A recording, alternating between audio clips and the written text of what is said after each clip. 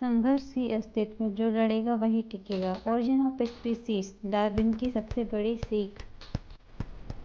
Darwin के सिद्धांत को गहराई से समझिए और खुद को चुनौती दीजिए। क्या यह आपके जीवन के प्रति नजरिए को पूरी तरीके से बदल सकता है? क्या आपने कभी सोचा है कि एक वैज्ञानिक सिद्धांत आपके जीवन को कैसे प्रभावित कर सकता है? अगर हाँ, तो आप अकेले नहीं हैं। विकासवाद की अवधारणा और खासकर चार्ल्स डार्विन का सिद्धांत न सिर्फ विज्ञान की दुनिया को बल्कि हमारे जीवन को समझने के तरीके को भी बदल सकता है। शायद आप भी कभी खुद को ऐसे मोड़ पर पाते हैं जहाँ जीवन एकरस और दिशाहीन लगता है, मानो आप सिर्फ जिंदा हैं लेकिन जी नहीं रहे हैं, जैसे आप बस दिन काट रहे हैं लेकिन भीतर कोई उत्साह या उद्देश्य नहीं बचा। आप विकासवाद की अवधारणा और खासकर चार्ल्स डार्विन का सिद्धांत न सिर्फ विज्ञान की दुनिया को बल्कि हमारे जीवन को समझने के तरीके को भी बदल सकता है। आइए हम समझते हैं डार्विनवाद के सिद्धांत को। डार्विनवाद जैव उद्विकास के सिद्धांतों में डार्विनवाद का प्रमुख स्थान है। यह चार्ल्स डार्विन के द्वारा प्रस्तुत किया गया था। चार्ल्स डार्विन का जन्म 1809 में इंग्लैंड में हुआ था। वह एक प्राकृतिक वैज्ञानिक थे।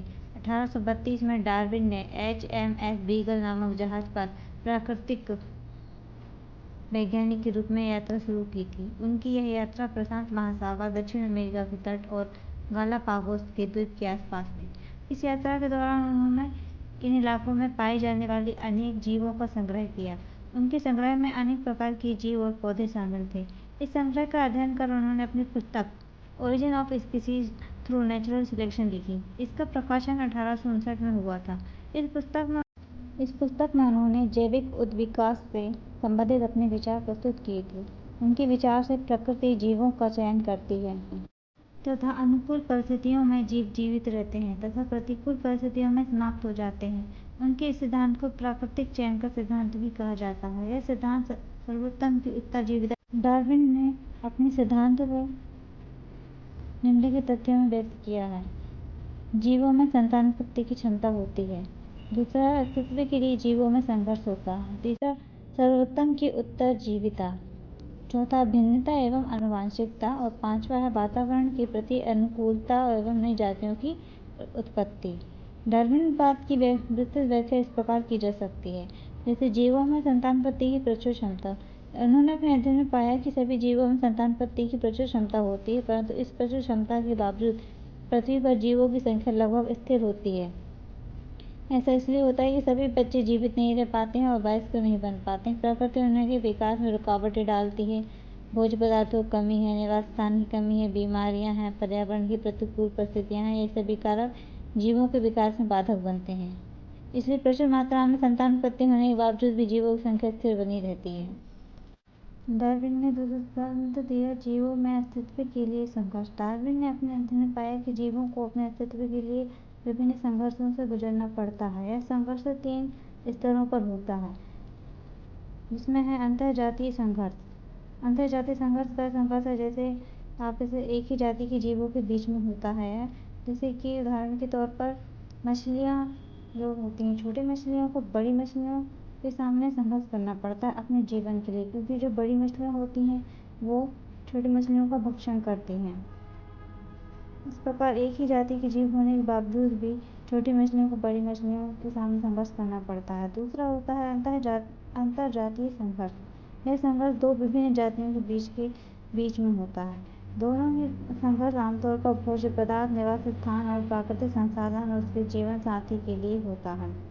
जैसे कि मछलियाँ हैं, मछलियों को समुद्र में अन्य जीवों से संघर्ष करना पड़ता है, जैसे कि मगरमच्छ है, समुद्र में पाए जाने वाले अन्य जीव हैं जो मछलियों का भक्षण कर सकते हैं। डार्विन ने अपनी पुस्तक द ओरिजिन ऑफ स्पीसीज में यह सिद्ध किया है कि इस धरती पर हर प्राणी, हर जीव, हर प्रजाति को जीवित रहने के लिए संघर्ष करना पड़ता है।